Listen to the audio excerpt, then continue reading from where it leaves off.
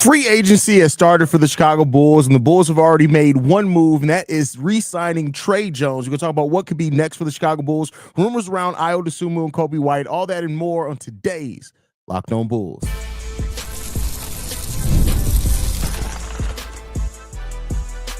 You are Locked On Bulls, your daily Chicago Bulls podcast. Part of the Locked On Podcast Network, your team every day.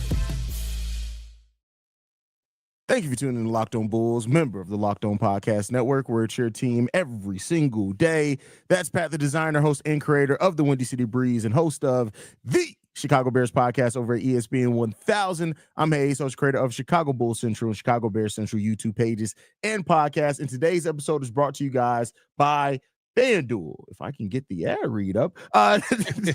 Right now, new customers can get $150 in bonus bets when your first $5 bet wins. Pat, we're one day in the free agency. The Bulls have not done a whole lot. But with that said, the Bulls only have one roster spot open. Once again, the Bulls find themselves with all guaranteed roster spots, 14 with the signing of Tre Jones to a 3-year, $24 million deal. We'll talk about the state of the roster. But first off, grading the deal or looking at the deal, how do you feel about the Tre Jones deal? Listen, I played Who Makes 19 Million with Jordan JC over on the Morning Breeze this morning. If I told you the guy who's 11.5 points per game, 4.9 assists, 3.2 rebounds, 1 steal a game on 57% shooting and 88% from the free throw line with an assist to turnover ratio that is dominant, is not the dude making $19 million. Yeah. I think most of us would feel like it's a pretty good deal. I think this is a great deal. I've seen people say that this is an overpay, and I'm like, what era are you living in? No, bro, you gotta understand. I had to tell somebody this yesterday. No one has changed their brain to the percentage. That's unless you are a basketball content creator, and to be honest with you, unless you are a good basketball, I was about to say, because a lot of them don't creator, understand it either. You have not changed your brain to percentage. I had people sitting there telling me yesterday that Luke Kornet was an overpay. Luke Kornet makes 6% of the salary cap. Yeah, and Tre Jones makes 4.7%. To put this in perspective, Pat, Tre Jones makes less of a percentage of the salary cap than Javon Carter when he signed his deal. Just to put that in perspective. Now, Javon Carter makes less of a percentage now because, of course, the cap has gone up. But when Javon Carter signed his deal, at that time, $6.5 million was 5% of the salary cap. So on scale, like Tre Jones' deal is a better value, even though it's more money than at the time Javon Carter. And already in a partial season where he only played 18 games, he gave us more than Javon Carter has in 2 seasons.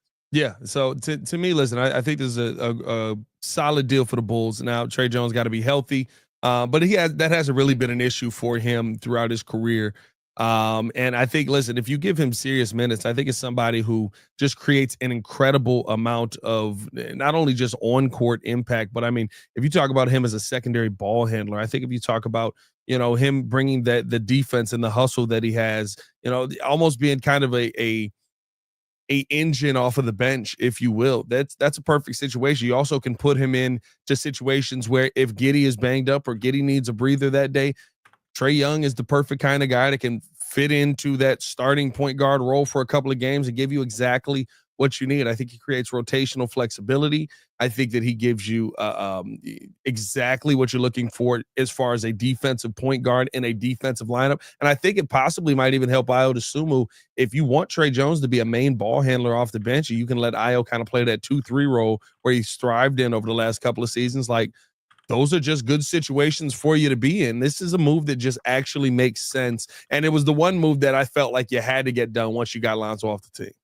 Yeah, I mean, it opened up the doorway to that. That was one of the things that we talked about when they re-signed Lonzo. It was like, bam, are we going to lose Tre now because of having Lonzo? And so the Bulls end up flipping Lonzo. And me and you kind of alluded to this when the trade happened. If you're now looking at it as trading Lonzo got you Isaac Okoro and afforded you to be able to keep Tre Jones, I'm taking those two players, versus how Lonzo has just been unhealthy for throughout his career. So I think it's a really good deal. What Tre did here, and people like to talk about it in the sense that we're signing him for only the little bit that he gave here. Look at the 2 years prior to that. Now, we know last season he lost his role. It is what it is. He lost his role in the Spurs. They got Stefan Castle. Then they traded for Fox.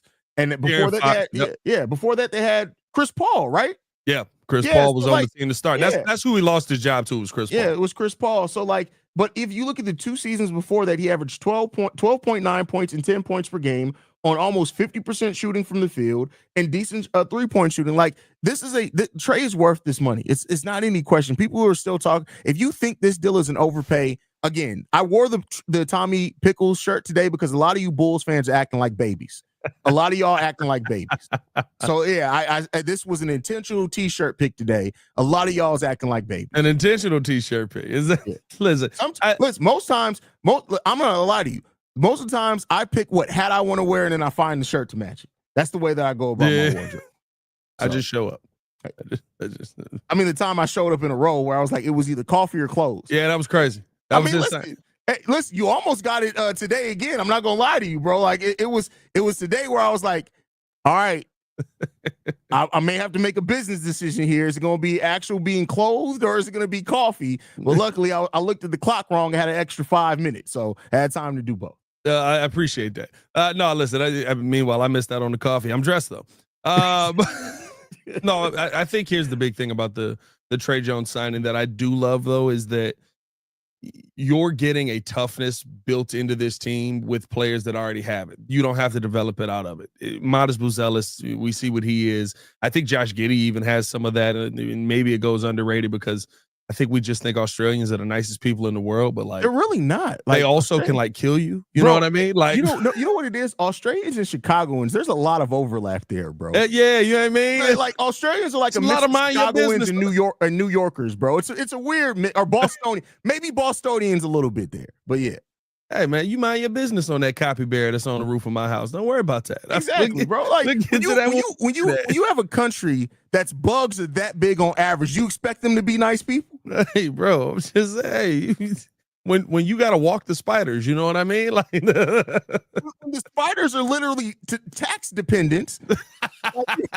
There's only so much niceness that's possible, bro. Like you claim 2 more dependents on your taxes this year. What's going on with that? I got a couple of wolf spiders up in the basement. Bro, they just the huntsman spiders. Them huntsman spiders, bro. Like, no, I'm good on that, man. Bro, it's a lady. She just got a huntsman. She on TikTok, and I'm pretty sure it's real, but she may have it as a pet. She seemed like one of them. But it's literally just in the background of her video, and she doesn't address it. So she's just talking about something completely different and just doesn't address it. And every time I see it, I'm just like, we're not going to address the dog that's walking up the wall in the background. We're not going to talk about that. The Akitas of spiders, the huntsman spiders. And then you see a blue huntsman. It's just like, yeah, why is it blue? Yeah, I'm good on that. Yeah, no. But anyway, any country that has a season of spider webs, I'm good. Yeah, bro, I'm good. It's they different over there. They different. But final verdict on the Tre Jones deal. Now Tre Jones got to be healthy. He ended the season on the midfoot sprain. Doesn't seem to be anything that's gonna, bother him or harp him.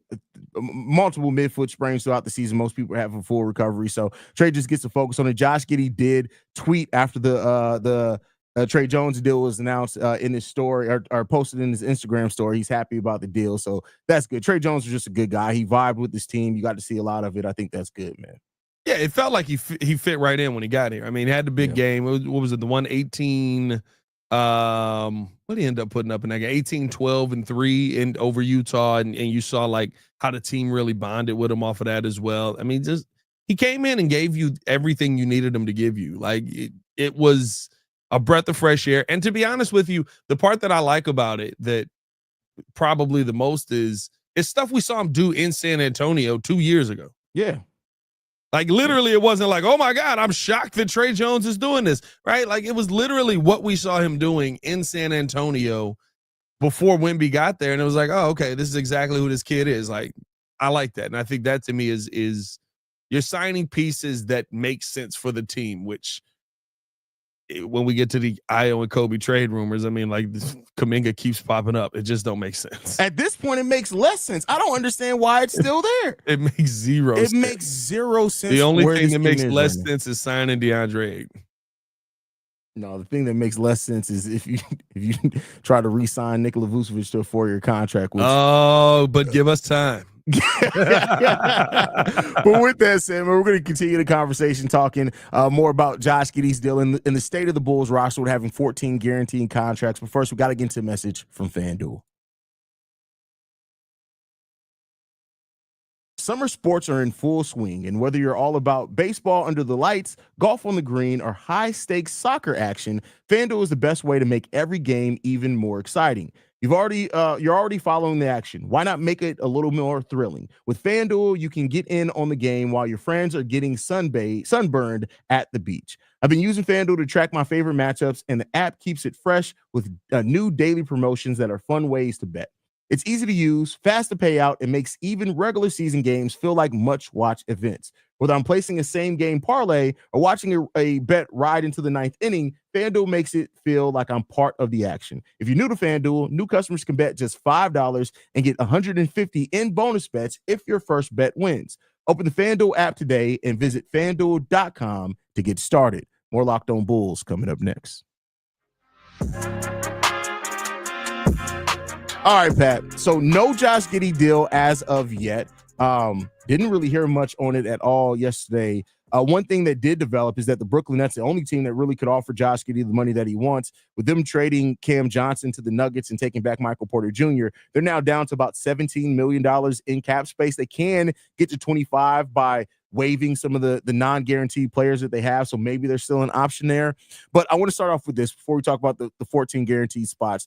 Josh Giddey, now that the suitors are kind of off the board, do you maybe think that the Bulls can negotiate a little bit less than that $30 million? Do you still think I said $30 million? Listen, if you're Josh Giddey, it is. Mm-hmm. I mean, you can negotiate whatever you want, but if you're Josh Giddey, it is. And the one thing you don't want to do is overplay your hand in this situation.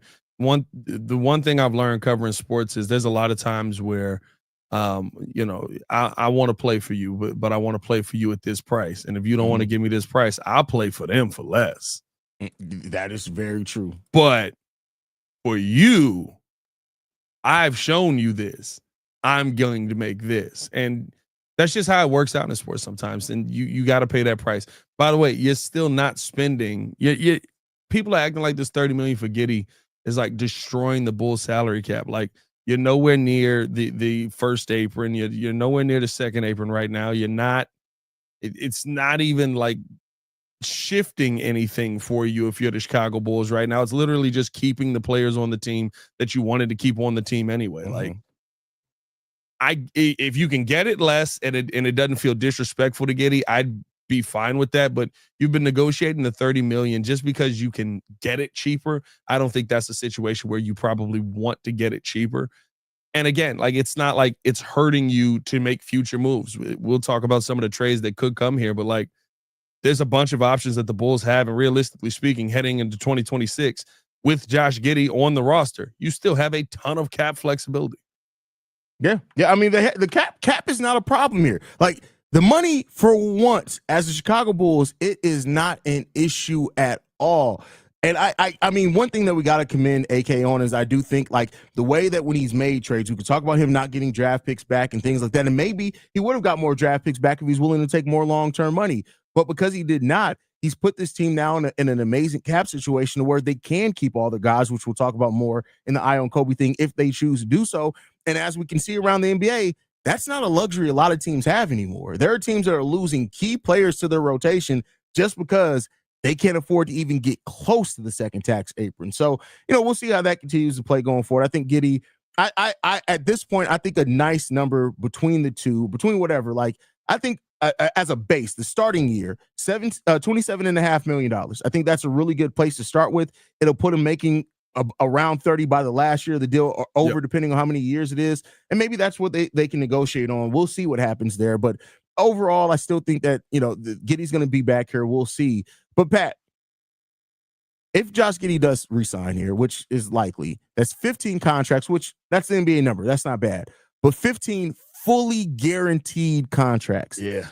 that creates a situation where you are very limited. Now, the Bulls are in a situation where I think about half their roster is expiring at the end of the season, so they have flexibility in that sense. But are you worried about how limiting it could be to have a roster full of fully guaranteed contracts yet again? No, I think that you got a bunch of players who, first off, if we being honest, right, like two of those guys are Dalen Terry and Julian. Yeah. GG's. Like, take it on the chin. You know what I mean? Like, if you really need to open up a roster spot, what is Dalen at? $1.7 million?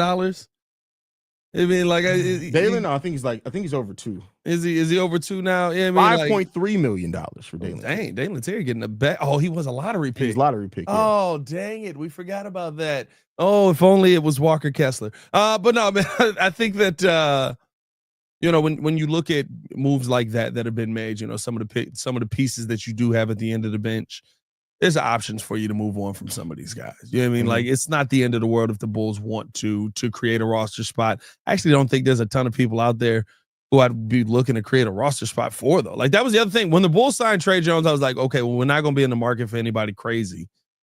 Maybe there's a center signing, but that probably would end up being a sign and trade situation because you're not keeping Vooch on this roster if you're signing a center. So, like, either way, the Bulls have the flexibility to kind of do what they want to do. The guaranteed contracts don't mean that much to me. Yeah, I mean, with having the expirings, that's the key thing. Having so many expirings, like that's what really frees that up if you want to. As far as like the free agents, as far as like if you want to sign a free agent center, basically everybody's off the board, bro. Like, oh yeah, it's over. Yeah, I mean the Lakers missed. Unless you're gonna get DeAndre Ayton, which have fun. I mean, Mo Wagner's still out there.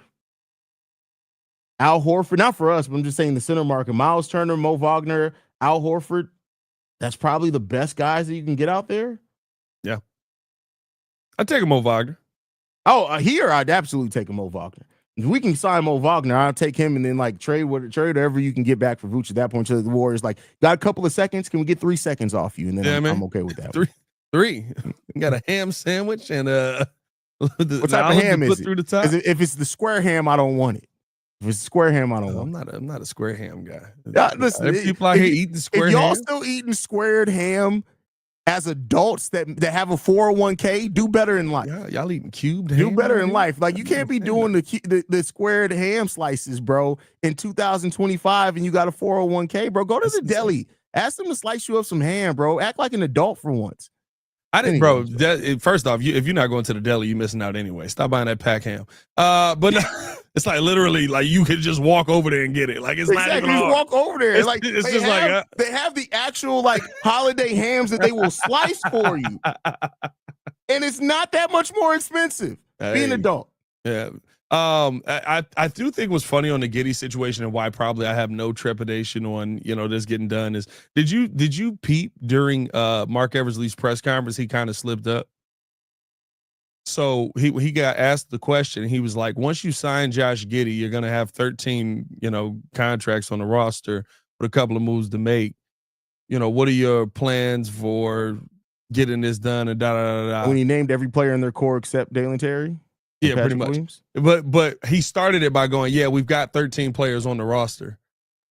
I was like, oh, okay, so you signing them because it was 13 with Giddey. Now he might have just missed. He might have just slipped up, but he seemed a little smart. He seems a little smarter than that. I will say this, bro, and I know we didn't like what he said, but please, Mark Eversley, just handle the press conferences from now on. It was so much better than AK reading off his paper. He reads the whole pre-written statement and it's like, okay, now we have questions, and then proceeds not to answer any question. At least Mark Eversley seemed like he was actually just out there shooting the breeze a little bit. Like, I don't know, man.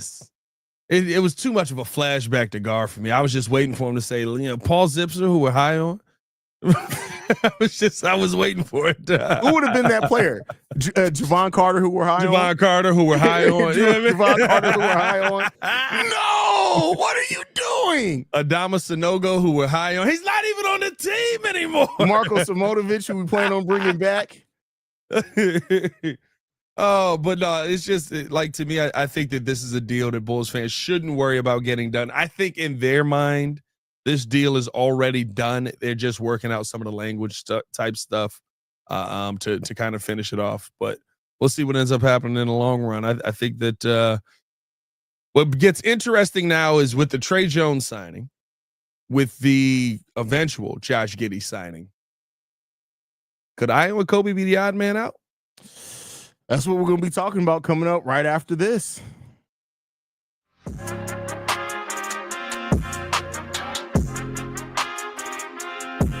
All right, Pat, Coby, Io. There's been a lot of talk around the last 24 hours as far as a Josh Giddey, and maybe that's the delay of the Josh Giddey signing. We don't know, but if Josh Giddey does resign, there's a lot of talk that Io or Coby could be out. I think that that's the wrong move personally at this point in time.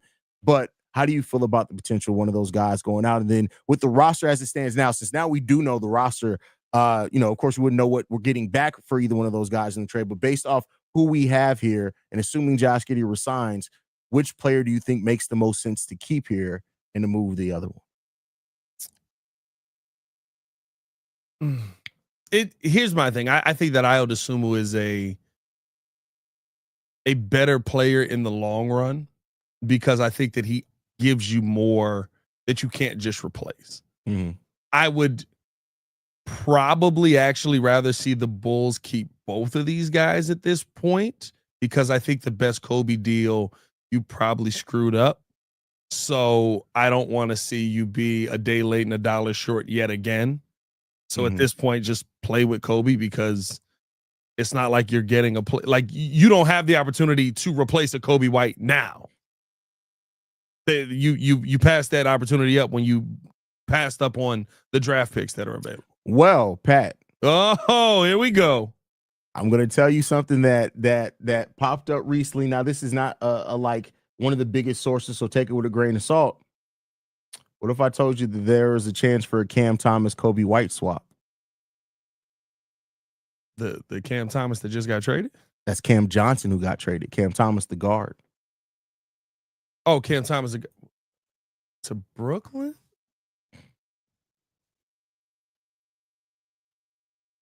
Okay. Where's the opportunity? I guess what is the opportunity? Just straight up. Now we know AK loves a straight up. AK loves a straight up trade. AK loves a straight up trade. But I don't think it could. Well, it could be because it's a sign and trade because he's a free agent. So that only half of his salary would go towards matching with Coby White. So if he signs $28-30 million, you could do that as a straight up sign and trade. Here's the only thing that I would ask. Are we sure that Cam Thomas isn't just the elite, or I don't even know if I can say elite. Do we want a guy who a lot of his scoring, not while in the most important quarter, does come in the fourth quarter, and there's a lot of inefficiencies leading up to that? Now, maybe we have that with Coby White, which is why I can kind of see the argument to make for it. But like with Cam Thomas, to me, I feel like you end up watching, especially when you watch Brooklyn Nets games when he's actually playing, you end up watching him kind of just bide his time, not really making shots, not really being efficient. Listen, then he gets hot in the fourth quarter, and there's a lot of buckets. Here's the thing. I get it that as a catch and shoot player, there's some conversation that he may be a better fit next to Josh Giddey, right? There's some conversation for that.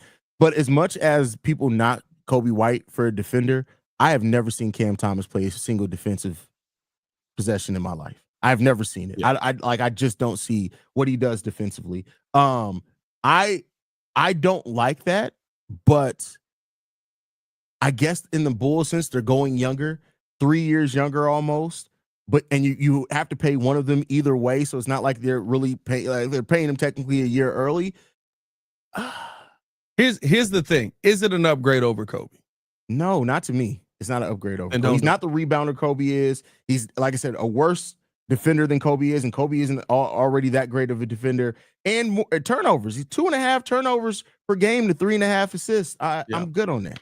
Yeah, it's and I think that's what it comes down to. Cam Thomas, I think, is a really good talent. I think he needs to get off of the Brooklyn Nets in the worst way. And there's opportunities for him to improve, and maybe being with Billy Donovan and coming to this team would help him improve in that sense. but it doesn't feel like an upgrade to me. And I think that's the thing, right? When you start to look at some of these deals that are out there, yes, you can replace Coby White's scoring ability, but can you replace Coby White's? Can Cam Thomas replace Coby White in how efficient he can be? Can he replace Coby White in how much of an impact he can have getting to the bucket? Like, I think there's so many things that Coby does shorter? do. I mean, they kind of around the same size. Coby's 6'5", he's 6'4". I guess. I don't know. Like I said, I don't know what the Bulls are cooking. It does feel like they are trying to work. But to your earlier point, too, it feels like the best time to move either of these guys have passed. Like that's the problem with the Bulls again. If you were going to move either Coby or Io, which me and you have both said, if you're going to move somebody, just make it a good deal. It is what it is at this point. You're going to have to move somebody. But it feels like, for example, you can't tell me that the Houston Rockets would not have wanted Io Dosunmu. You can't tell me that. For sure. You can't tell me that they wouldn't have wanted Io Dosunmu, especially signing Dorian Finney-Smith for more money. You can't tell me they wouldn't have wanted that. But it seems like, once again, the Bulls are like, they're trying to do these things at the wrong time. You should have done this 2 weeks ago if that's what you wanted to do. Well, so I think that's the big thing, though. This isn't what they want to do. Coby White is going to be on this team. Io Dosunmu is going to be on this team. Josh Giddey is going to be on this team. We're running it with the essentially the same team that we had at the second half of last season. I think the structure of it may be a little bit differently. I've said this, multiple times. I think that Modest mindset is going to kind of force him into taking over, even if he wants to or not. And I think the Bulls kind of want him to be more of a focal point of this offense. And I think the moves that you've seen, the Isaac Okoro trade, bringing back Tre Jones, like those are moves that to me speak to we're trying to accentuate everything else around you so that you can focus on going out there, getting buckets and improving defensively. Yeah, that's a fact. That's a fact. So we shall see. Anything left, Pat, before we get up out of here? Nah, man, appreciate y'all for tuning in and showing love. Hit that like button, subscribe to the page, leave a 5-star review. Y'all know what to do. Follow us on everything at Locked On Bulls. You can follow me on everything at Pat the Designer. And the Atlanta Hawks are leaving the play-in tournament. Haize, I'm a little sad. Yeah, bro. The Atlanta Hawks, we'll talk about that maybe on Friday's episode when we kind of recap everything that happened in free agency, because the Hawks and the Rockets are both going for it this season. Well done. They are going for it this season. But you guys can follow me at CEO Haize. Locked On Bulls is free and available on every podcasting app and platform of your choice, as well as YouTube, the Odyssey app, Amazon Fire TV, Roku TV, Fubo TV. Basically, anywhere you want us, you can get it. We'll see you guys bright and early tomorrow morning. Peace, y'all. Peace.